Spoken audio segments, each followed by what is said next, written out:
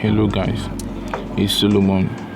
Welcome to traderflexzy, beginner to mastery forex course.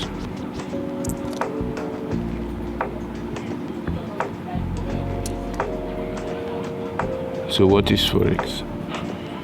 Forex, or the foreign exchange market, is the market we exchange currencies for a profit. The foreign exchange market, also called the currency or forex market, is the world's largest and most liquid financial market in the world, with over 5 trillion worth of currencies traded globally every day.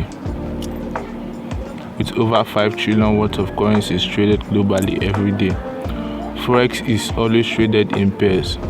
This is because forex trading is simultaneously buying one currency and selling another.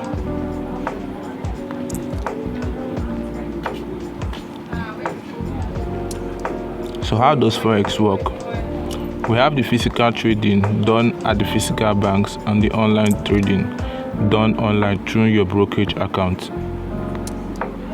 We have 3 types of analysis in the foreign exchange market. We have the technical analysis. This type of traders use past price patterns printed on chart to forecast or determine if the currency will be strong or weak against other currencies.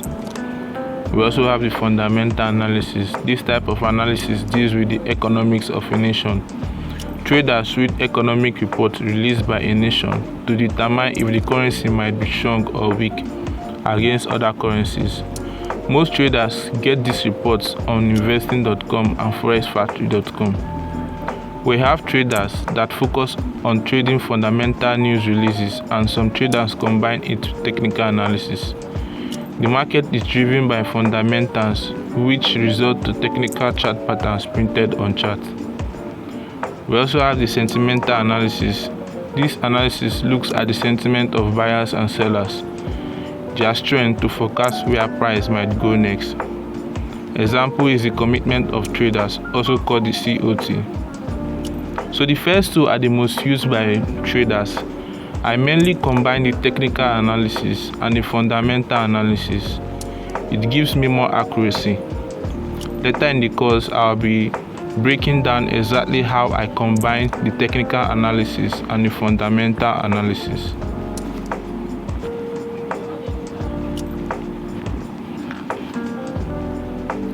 We have the trading platforms. They are software interface we use to analyze and execute our trades. Example is the trading view and the MetaTrader. In this course, we'll be using the both of them. But let's gain clarity on something. They are both trading platforms. The main differences between the both of them is TradingView has more features and MetaTrader accepts more brokers than TradingView. So more likely the broker you are using is more likely to be used. You can more likely use it on the MetaTrader, while most likely it might not be listed on the TradingView platform as one of their accepted brokers. So what traders in those cases that find themselves not among the brokers that are accepted by TradingView do is they use TradingView just to analyze and they execute their trades on the MetaTrader platform. In the forex market, we have 4 seasons, which are the Asian session, the European session, the North American session, and the Pacific sessions. You can see their starting time and closing time. In forex, we have the bid and ask price. When you buy, you get executed at the ask price, and when you sell, you get executed at the bid price because of the spread. The price maker, usually a broker, gives you a rate at which they are willing to buy or sell a currency pair. Price might vary on different brokers.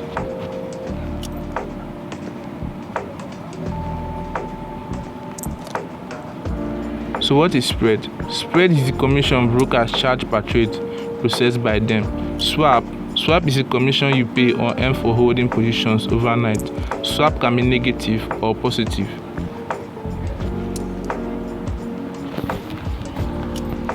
So this is the spread.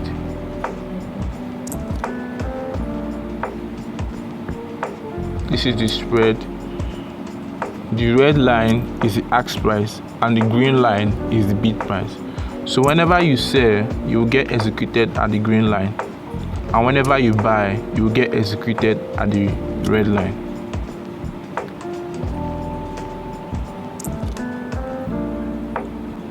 So types of currency pairs we have in the forex market. We have the majors, which is the Euro USD, USD JPY, the GBP USD, the USD CHF, AUD USD, USD CAD, NZD USD. The major pairs make up 75% volume of all forex trades. The majors are the most liquid and widely traded in the forex market. They make up the vast majority of all forex trade because these pairs have the largest volume of buyers and sellers. They also typically have the tightest bid, which is buy and ask sell spreads. We have the minors. Minor currency pairs, also known as cross currency pairs, are pairs that do not include the US dollar but include at least one of the world's major currency against another currency. These pairs have slightly wider spreads and are not as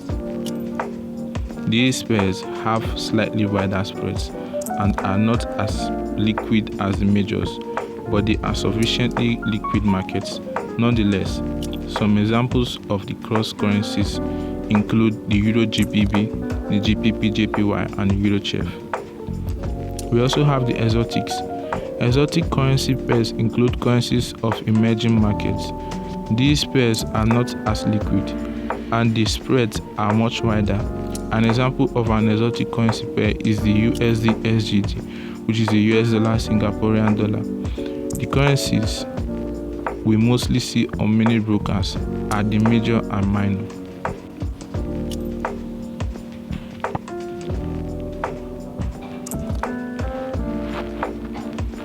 Pip. So a pip is the last decimal place of a price quote. Some pairs go out with 4 decimal places, and there are some exceptions like the Japanese yen pairs. They go out to 2 decimal places. For example, if GBP USD moves from 1.4000 to 1.4001, it has moved by 1 pip. Comparatively, currency pairs using the Japanese yen are only quoted to 2 decimal places. In this case, a pip is a price movement of 0.01. For instance, if GBP JPY moved from 1.50.00 to 1.50.05, it has moved by 5 pips. You can see an example with an image of Euro USD moving 1 pip below.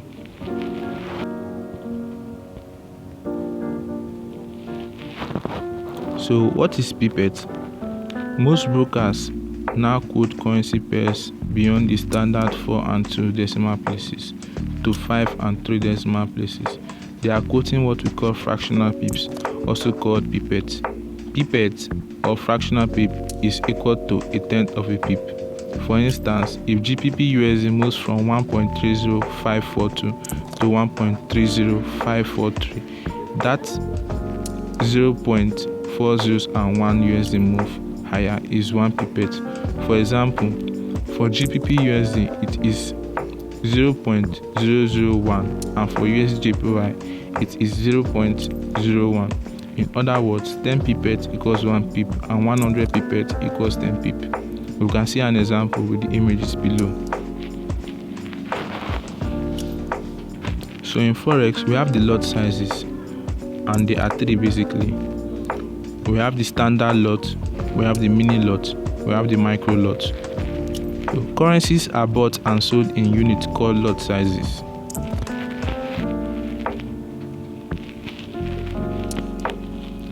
So MTR stands for MetaTrader, which is the platform we use to execute our trades. So as we have 3 types of lot sizes. If we are buying a standard lot, it contains 100,000 units of a currency, which is represented by 1.0 on the MetaTrader platform. And if you are buying a mini lot, which contains 10,000 units, it is represented by 0.1 or 0.10 on the MetaTrader.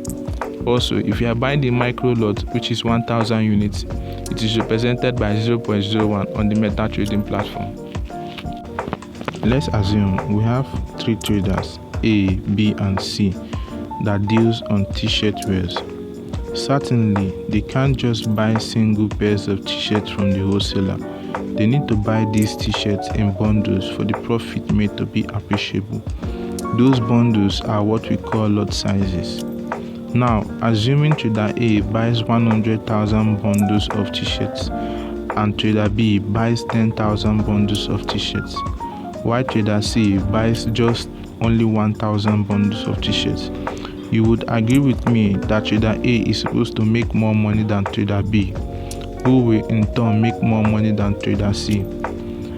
And what determined how many bundles of those t-shirts they bought is the capital they invested in the business.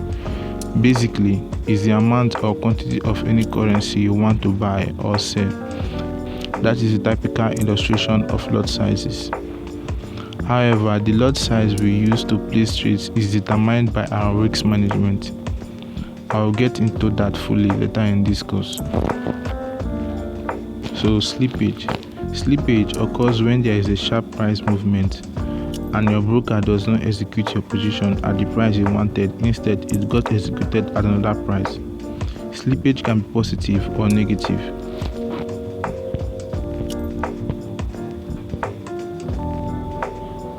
Knowing the types of charts, we have the bar chart, we have the line chart, and we also have the candlestick chart. The candlestick chart is the most used chart by forex traders.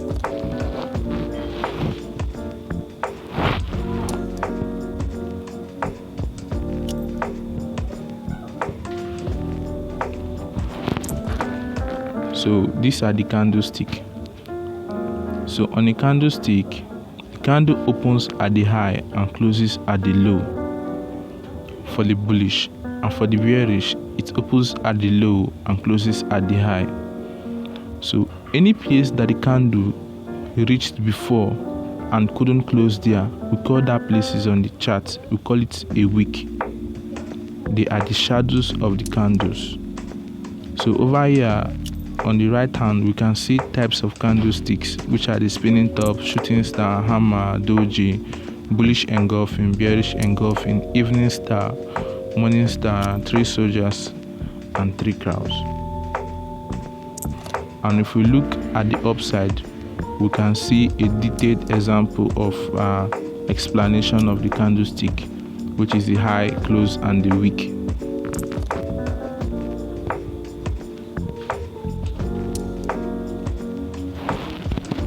So market conditions, we have three types of conditions, which are the uptrend, the downtrend, and the ranging. So market can only do these three things. It's either is ranging, is in an uptrend, or is in a downtrend. So in a downtrend, we have the lower high and the lower lows, and in an uptrend, we have the higher highs and the higher lows. How to use the TradingView for charting. This is the TradingView app. You can get it on the Play Store, or you can also use the website to do your charting. So basically, the TradingView and the MetaTrader are the same thing. The main difference between the both of them is the TradingView has more charting features for traders. However, they don't have many brokers partner with them. So most times, traders use the TradingView to do their charting and they execute their trades on their MetaTrader. That is, if their brokers are not listed on the TradingView platform. So basically, I'll be going straight to using an example with the pair. So for instance, gold, open the chart.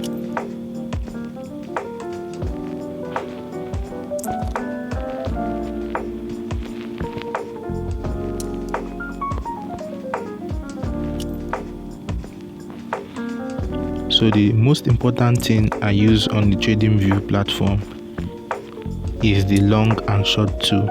It helps me to know my risk to reward ratio. That is the main thing that makes me to do my charting here, and the interface is friendly for beginners. So to do that, I click on the pencil icon.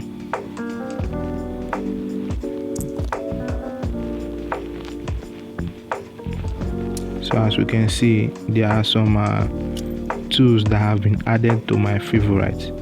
So let me just quickly remove two. Let me remove two. Let me remove two.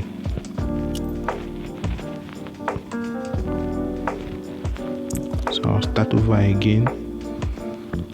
So to gain access to it, I click on this. I scroll down.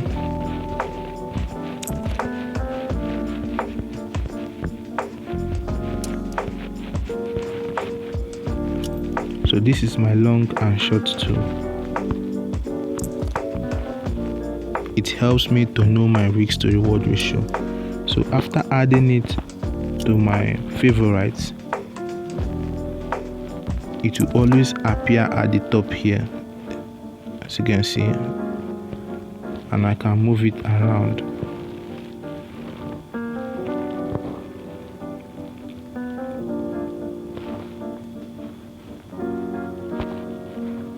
So this is the short tool.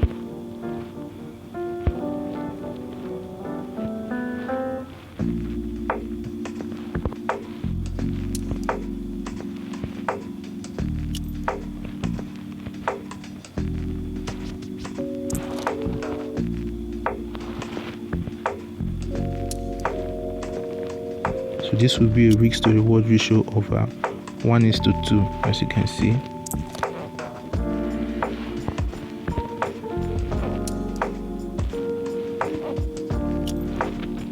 And this will be a risk to reward ratio of 1:1 ratio. Okay, is this one is not 1:1.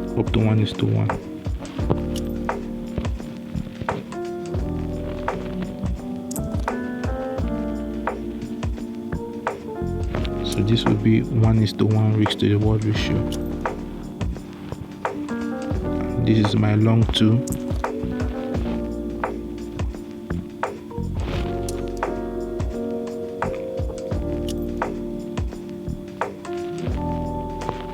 This will be my 1:2. This will be my 1:2 risk to reward ratio. So I'm just giving you an example of how I use the platform. So that is basically what I use the platform for, and I might use the rectangle tool. So my rectangle tool helps me to identify my support or resistance zones very well, and it also helps me to mark out my order block. So in a moment, I'll be showing you how I use these my tools combined to get my trading setup. So I mainly scalp, and these are the pairs that I look at. These are the pairs on my watch list, which is gold, SAU USD, Euro USD, GBP USD, GBP JPY, US JPY, Euro JPY, Euro AUD, and the Euro card. So I filter my pairs to only these 1, 2, 3, 4, 5, 6, 7, 8, to only these 8 pairs because of spread, which is the commission the broker charge. So whenever you are looking at pairs, you should look at the pairs. If you are trading the lower time frame, below the 30 minutes time frame, you should always pay attention to your spread. So if you are trading above the 30 minutes time frame, you can go as much as pairs as you want, as long as you are adding your fundamentals to filter out the pairs that will make it to take your trades for the day. You don't have any problem. But since I'm trading the lower time frame, I always pay attention to the spreads, and I mainly trade the 5-minute time frame. So this is my pairs filtered out for the 5-minute time frame. So how to do your position sizing with babypips.com. So what is position sizing? Position sizing helps us to know the amount we are risking per trade. So in order for us to know if maybe we wanted to risk 10%, 2%, 1% per trade, we have to do our position sizing. So how do we do that? We use a risk management calculator. So an example will be us using our babypips.com forex risk management calculator. So all I have to do is go on Google and type baby pips position size calculator.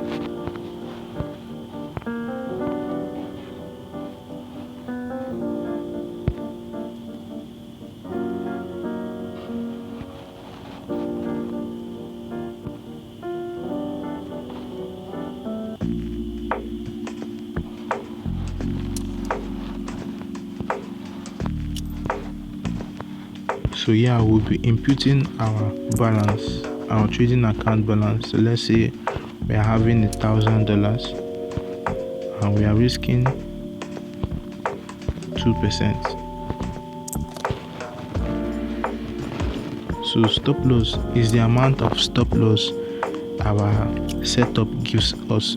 So our stop loss is never static, it varies per trade.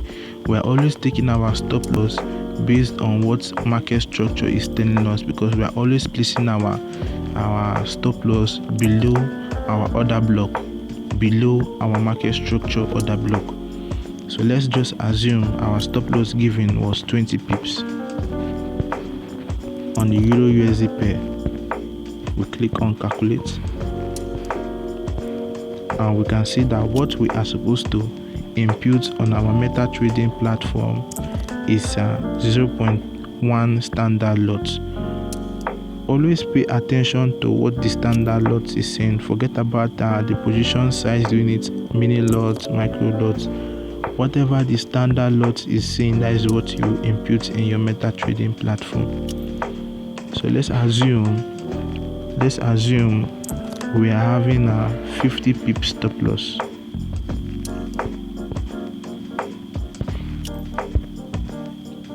We click on calculate.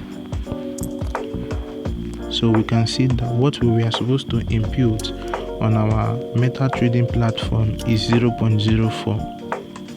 So now let me change this currency pair now to a USD card. So now it's asking me of the current USD card ask price. So all we have to do is go to our MetaTrader and copy the price and paste it here. So remember that the red line is the ask price and the green line is the bid price. So how do we get the price? We click on our tool, we go to tool, we use our horizontal tool, we place it just on the ask price, we click on it. So we can see the point here. We just copy the price, we copy it.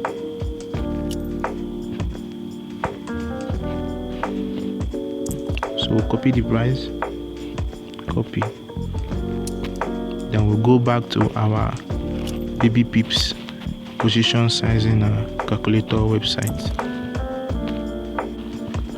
So what we do, we paste it here, paste, we click on calculate.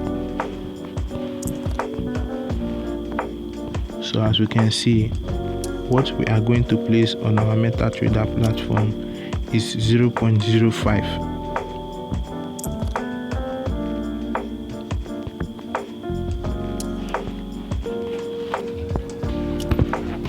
Understanding how to chart.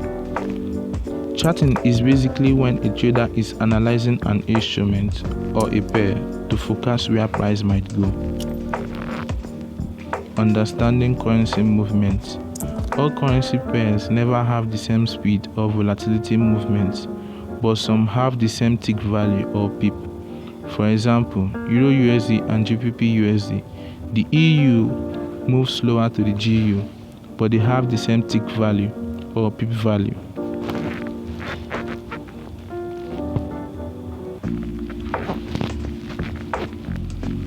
Another example is the GBP JPY and GBP USD. The speed, which is the volatility, are not the same, and also the tick value. We can use this website to see practical example, fxtm.com pip value calculator, for this reason, if you are risking maybe 1% of your capital on a pair, the lot size will likely not be the same on another pair. So I'll be giving you an example now.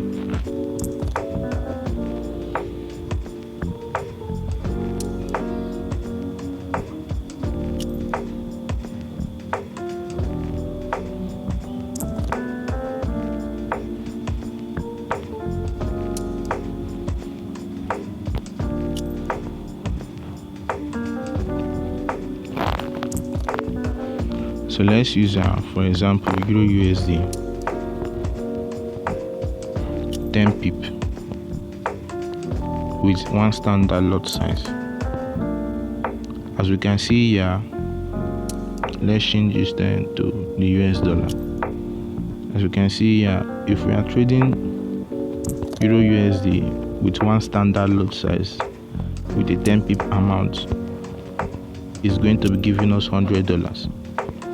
But if we are to change this Euro USD now to GPP card, we can see still that 10 pip with one standard lot size is giving us $75. If we are to change it to GPP JPY, we can see it also changed. Still that 10 pips with one standard lot size is giving us $91.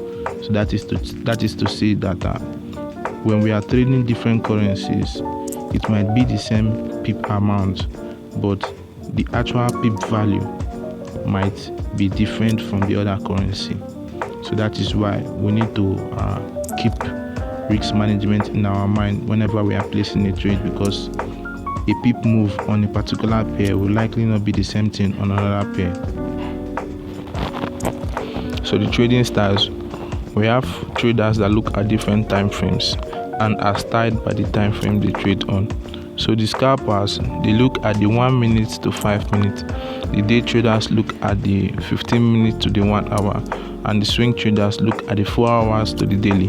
While the positional traders, they look at the daily.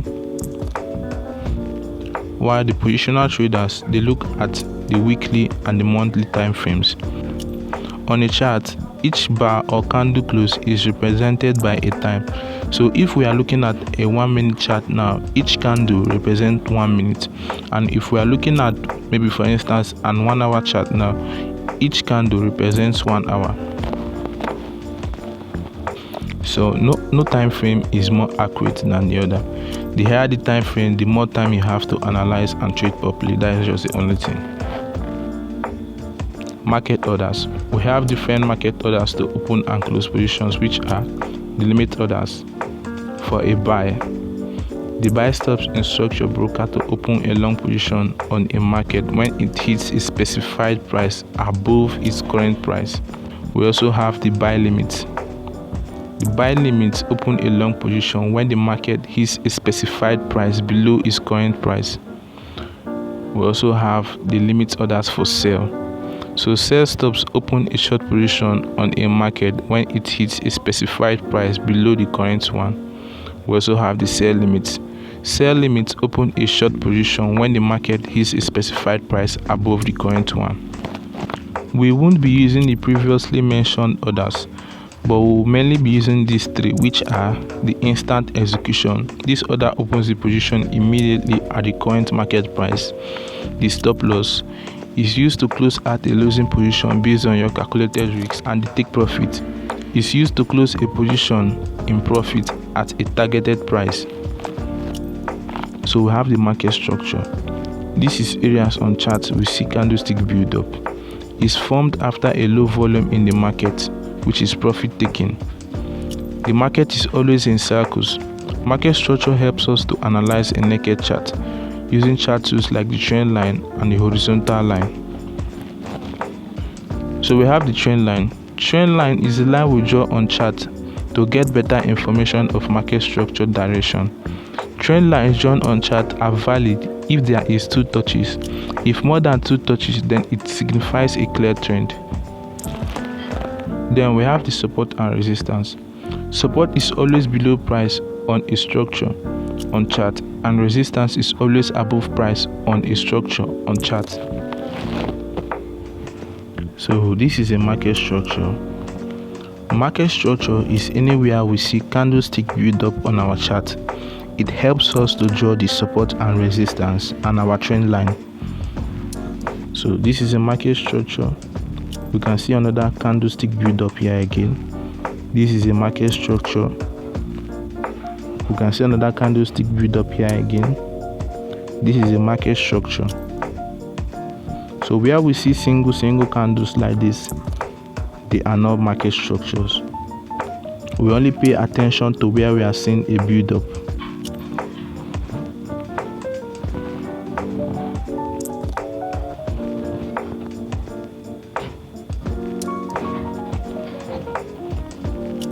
This is another market structure. This is another market structure. We are seeing build ups here.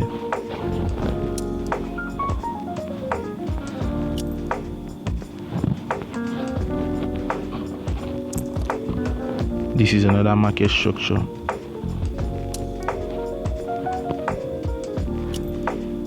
So if we want to draw our trend line now, since in an uptrend we are looking at higher highs and higher lows, so we look for our trend line tool.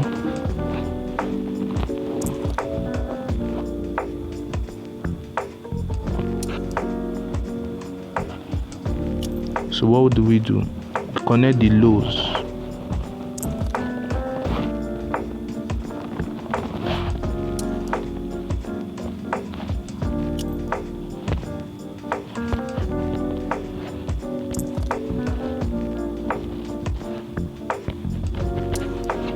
So as you can see here, we're having 3 touches. That is to say, market is in an uptrend. So there's one thing we need to take note of. The trend line does not have to be perfect, because there are some times, because the market is never perfect, there are some times the market structure is not perfect. So all you just have to do is just to connect the trend line. Once it connects, then you are fine.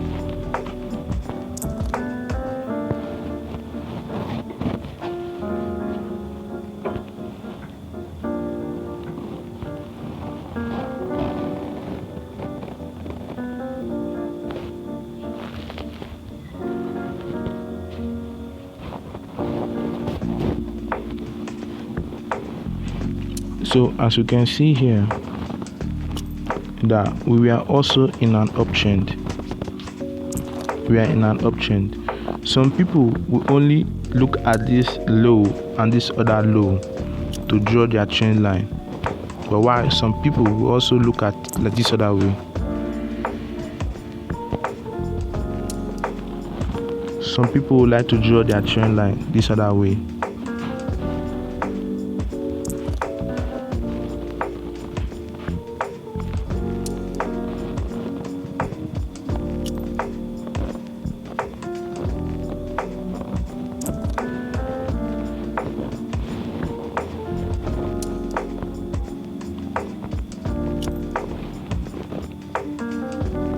Some people would like to draw their trend line this other way.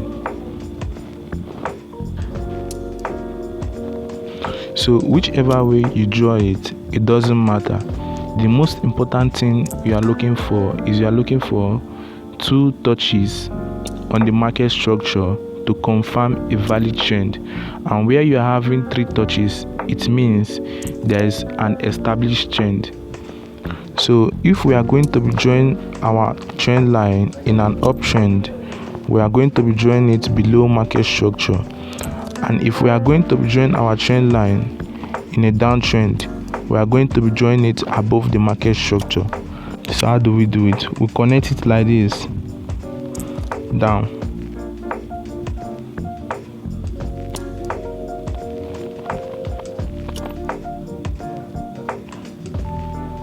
So we are in a downward trend.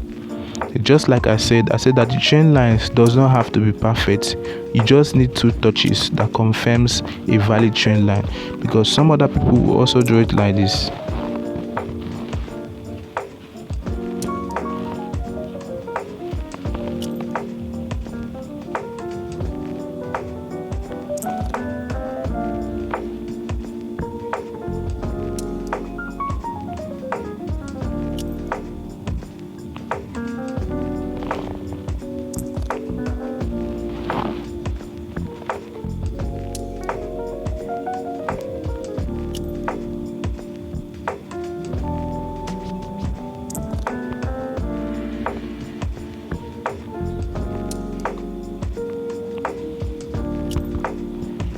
So some other people who also draw it like this, they are not also wrong. So whichever way, the most important thing is looking for 2 touches to confirm a trend line, and whenever we are having 3 touches, it means that there's a trend already established.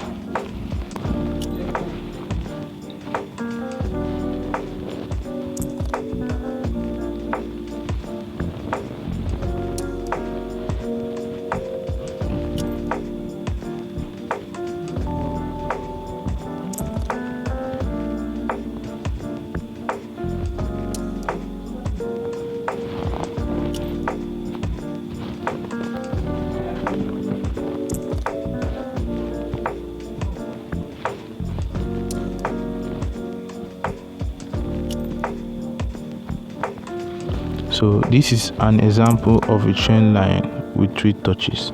So we can get the first touch here, we can see our second touch here, and lastly we can see our third touch here.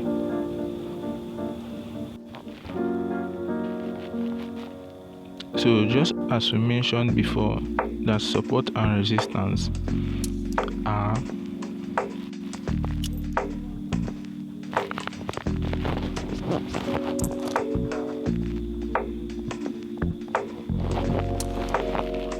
support and resistance.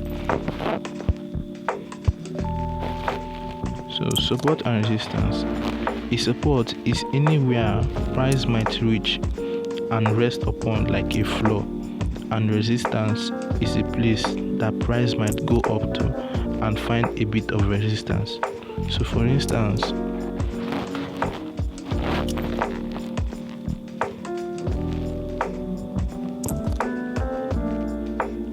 so if price gets to here, this might be a resistance to price.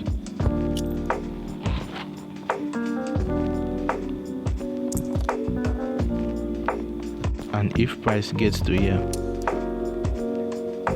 this might always so if this up one is a resistance to price, this down one is going to likely be a support to price. So another example is this.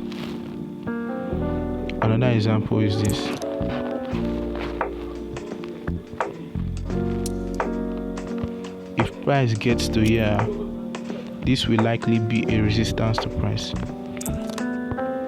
Remember, anywhere above price that price might get to and find a resistance going upward is a resistance to price.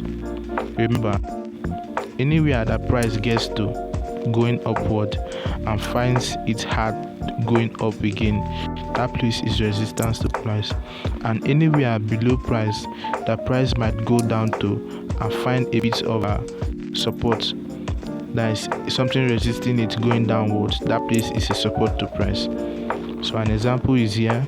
This is a support, this is a resistance. We can have another resistance again over here.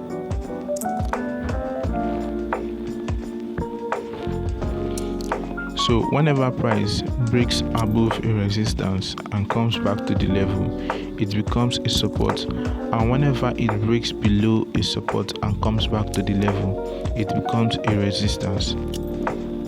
So this is an example of what I'm saying.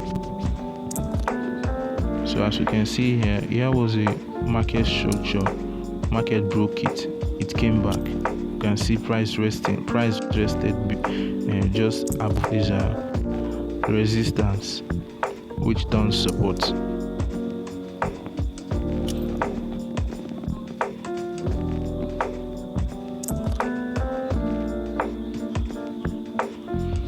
as we can see here, a resistance which is here turned a support.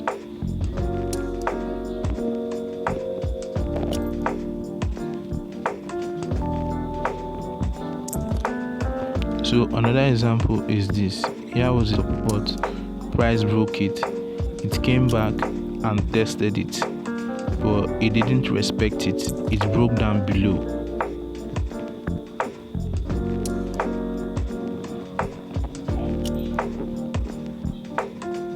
price made a false breakout and eventually went up. That is why it's good to combine both your fundamental and your technical analysis, because whatever we do on charts is mainly technical analysis.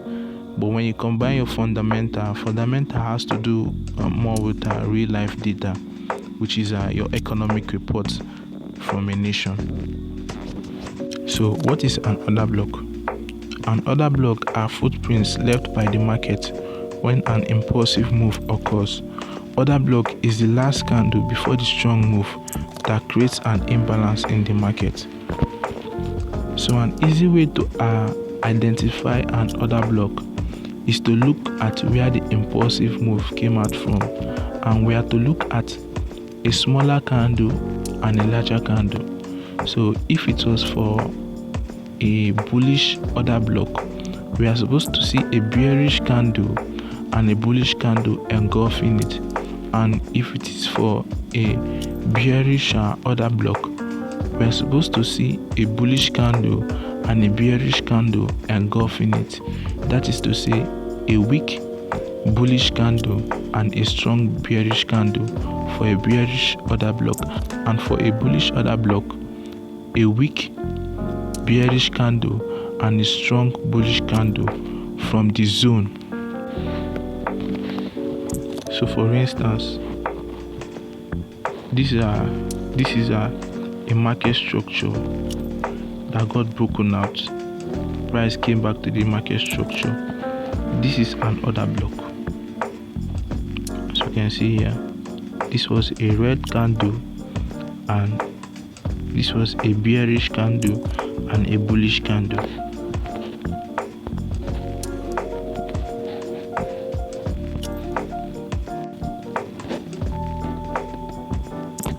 As we can see, when price came back to the order block, it did what? It respected the order block, and where price went to the upside. If we took this trade here, we would have gotten our profit. Market could have hit our TP.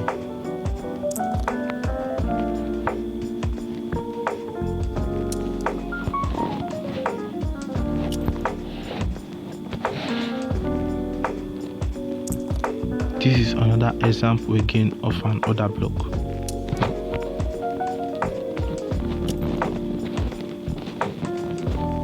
So we can see that market started buying from here. This was a support, this was a market structure. Market started buying from here. So we can see a bearish candle and a strong bullish candle. So the bullish candle must engulf the bearish candle for the order block to be valid. So as you can see,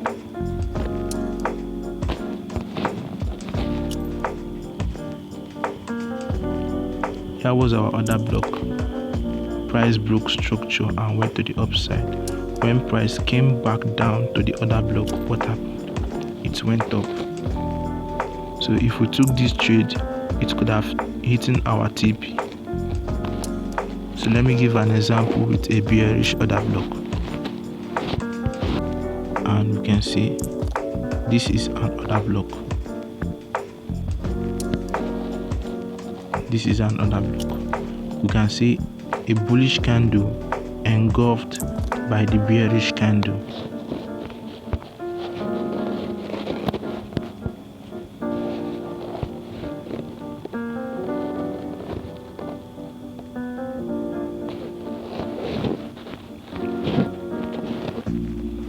However, price did not come fully into our zone, so this trade wouldn't have been taken.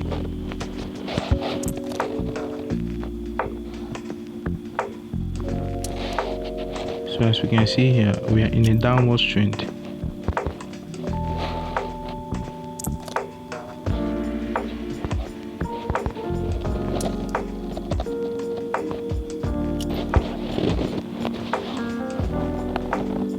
We got a break of structure down here, and look at where the move started. The move started from here. Look at our order block. Look, a bullish candle engulfed by a bearish candle. So when price came back to here, we would have taken this trade from here, from the beginning of the order block. We would have placed our trade here, and our stop loss would have been just above here. And if we took this sell, our TP would have, because market started selling, our TP would have been hit. So always remember, our trades are based on, we take our entries based on the order block. So once we are in the position, our stop loss is supposed to be, if we are buying, below the order block and market structure, and if we are selling, above the order block and market structure. So trading one pair versus many pairs. Some pairs might perform better than others at a particular time frame and do worse on another time frame against other currencies or instruments when checked with a particular strategy, maybe mean reversion or trend continuation strategies. The disadvantage when trading only one pair is it might perform poor on a particular time frame against others. You might end up in red for the month, while if you had diversified the position, you could have been in blue, even if it isn't huge. However, when trading only one currency pair or instrument, when it performs well, since you are exposed to only it, you will gain massive return, but not knowing what the next day, week, or month might look like. That is why it's better for you to diversify your position on other pairs. The return might be low, but over time it will likely beat the average aggregate of trading only one instrument over time, and it helps balance your emotions. So some things to keep in mind about your profit and your loss.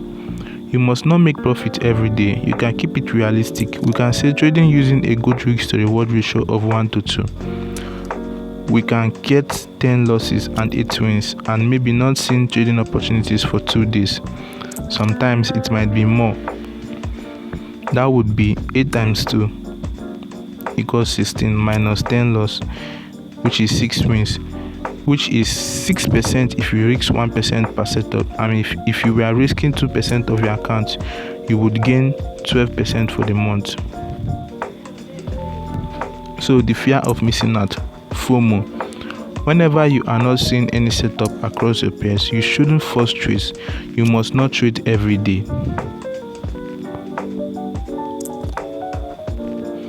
So your trading plan. All professional traders are advised to write down a plan to follow when trading to avoid unnecessary mistakes. This is my plan below. All my setup, I'll use a risk to reward ratio of 1:2, meaning for every $1 position I open, if it goes in my favor, I'll have times 2 of it. It's always advised to not go below or above the risk to reward ratio of 1:2. The reason is because if you increase your risk to reward, it reduces your win rate. It might not necessarily reduce your profitability on the long run, but you have more losses which might affect your psychology. And reducing to maybe 1:1, meaning you risk $1 to get $1, increases your win rate, but on the long run, it reduces your profitability. So another thing is, I'll split my position in more currencies, as a result increasing the odds of market being in my favor. Not having more than 20 currencies on my watch list, this will help me keep track of all my currencies easily. Another reason is risking less than 2% of my capital on a trading day. That will mean me risking 0.5% per position, and if I'm having 4 positions, that would be 2%. Since 0.5 times 4 equals 2%, and if I'm having more than 4 setups for the day, I don't enter any more trades. Another reason on my trading plan is there must be at least 2 market structure touch on the trend line. We look at an area on the chart structure developed with mini candlestick. That way we might have many traders looking at the breakout level. The patterns or structures must not be perfect because the market is dynamic. No one knows where the price is heading. We only use our strategy, back-tested over a period of time with enough past data to forecast where price might go next.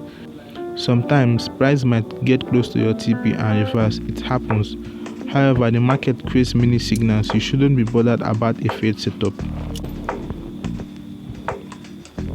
So another reason is I must avoid trading trend reversals and flipping trend with no valid confirmation. Since the market might be developing a new trend, it might create many false signals. I'll open position when the market has flipped trend with confirmation or a trend continuation. I'll wait for a breakout on market structure and enter a trade on an order block following the trend. I must pay the most attention to the two most recent market structure to identify my trend. When market structure is not clear, I must avoid that pair and look at another pair if I can see a clear market structure. Having a realistic goal for a trading day. Having in mind that if market is not profitable that day or week, other days or weeks are going to be profitable before the month ends. So I must look for a strong fundamental currency to trade against the weak one. So what this means is whenever I want to look for my setup, I'll always go on my calendar website, my forex trading calendar website, and look at the report that has been released, and I'll look for a currency whose report came out negative, and I'll look for another currency whose report came out positive, and I'll merge these two currencies together and look for my technical analysis setup. So this is me basically combining the technical analysis with the fundamental analysis to get my complete setup. So whenever I'm not seeing my technical analysis part of the trade, I don't take it. Whenever I'm not seeing my fundamental side of the trade, I don't take it either. So the two must be in confluence. I look for my technical analysis setup and my fundamental analysis, then I take my setup. So a good trick to spend less time on your chart is setting an alarm. So a good trick interval I always set is 30 minutes interval. So from 8 a.m. in the morning, 30 minutes till 4 p.m. That is how I set my own alarm. So you can add your own trick about it to know how it works for you. So live examples. So when taking our trades, after looking for a weak and strong fundamental currency, the next step is looking for our trade setup. So mainly, our setup is mainly looking for a trend. There must be a trend, and we take our entries from the order block. So after gaining your weak and strong currency pairs, we look for a clear trend. Either the market is in a downtrend or is in an uptrend. Then we are looking to take our entries from an order block, targeting a risk to reward ratio of 1:2.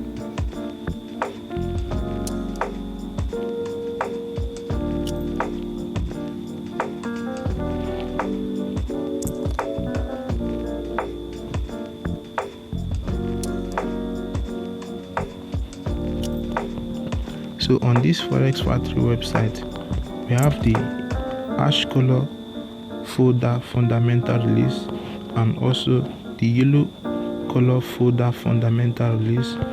We also have the orange color folder fundamental release, and lastly we have the red folder color fundamental release. So the red folder color fundamental release is the one we should always be paying attention to. It means high impact, and the high impact fundamental are the one that drives the currency exchange rates. So whenever we are seeing the high impact, which is the red folder, they are the ones we are paying attention to. Whenever we are having a high impact news, it is advised to not enter any trade 5 to 10 minutes before the release. If the fundamental analysis does not favor our analysis, it usually gives us high slippage. So for us to avoid that, we don't enter the trade when there is an high impact news. We only look at the report released to base our trading decisions on. I'm just going to be going to the last 2 weeks of September, going with 16.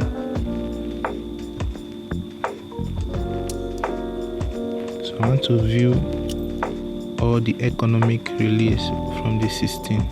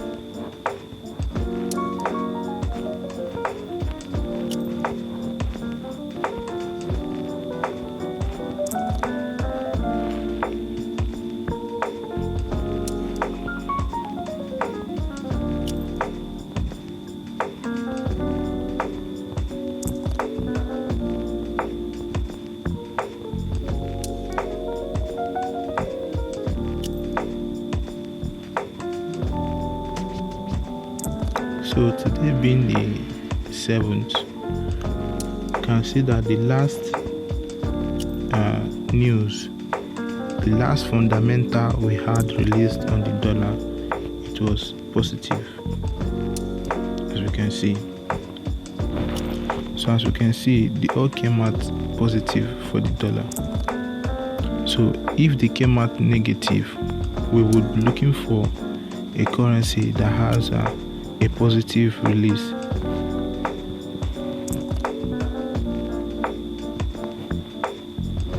So let's look at the last release on the pound.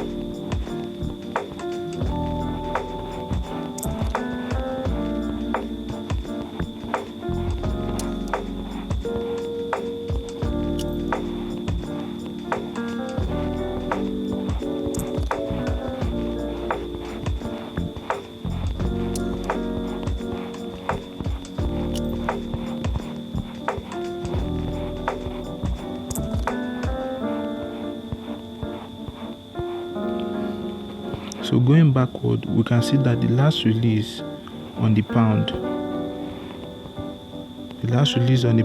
was Monday on the 23rd of September, and we can see that the release,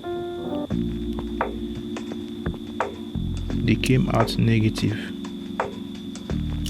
So we are paying attention to the actual. So we can see that the actual actually came out negative. So let's go to the dollar. So the last release on the dollar, which was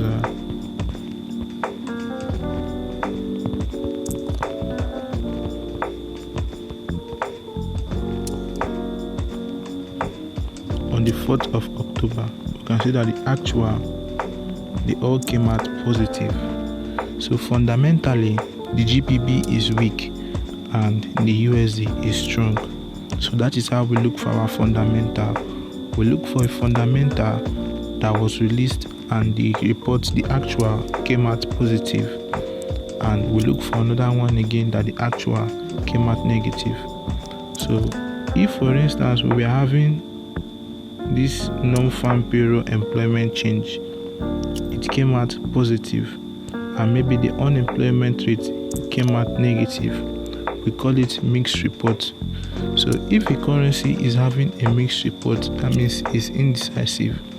So we should look for another currency pair if for any reason it came out as a mixed report.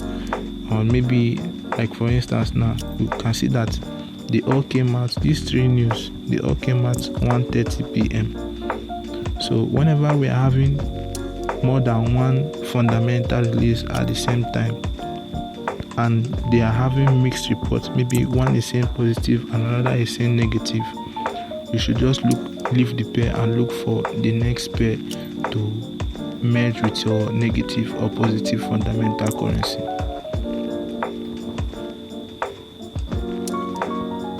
So there is another thing to keep in mind. Not all fundamental releases that we see on this calendar that is actually recorded, that their data are actually recorded.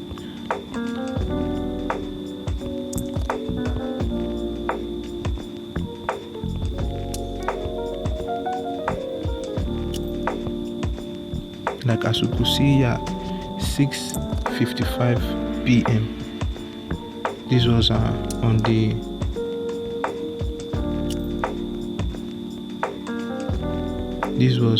Monday, the 30th of September. So 6:55 p.m. Fed Chair Powell, he spoke, and we can see that here he's saying that no data series, meaning they recorded nothing. So to tackle this, you need to have your investing.com or your forex street app. So whatever he said here will always be shown there. You always see it. They will always show it there as a part of their newsfeed releases. You can also use whatever the report said there to merge with your strong or to merge with your negative or positive currency. Extra tip on fundamentals. While we can get our fundamental releases from the calendars, our forex calendar website, our geopolitical events might not be there. So we can get these new updates that might affect our currency exchange rate from the investing.com or forex street app. So after getting these apps and downloading any one of them, or you can also get both of them, you should turn on the push notifications to get notified anytime there is an release or any news that might affect currency pairs globally. That way you always be informed about the latest news and what is controlling the market at the moment.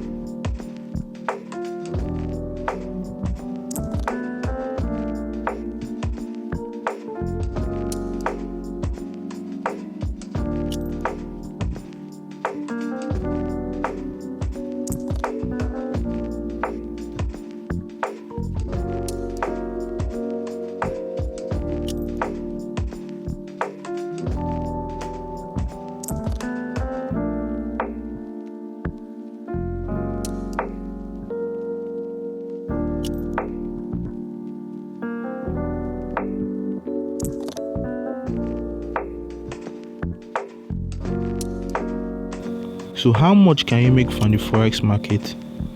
That will vary depending on your capital, and the return is calculated in percentage. Let's assume we have a realistic returns of 10% per month. On a $100,000 account, that is $10,000, and on a $10,000 account, that is $1,000. Also on a $1,000 account, that will be $100. With the above calculation, you can see that your profit potential depends on your brokerage account balance. So one thing about trading is you don't have to complicate things. You should always keep things simple.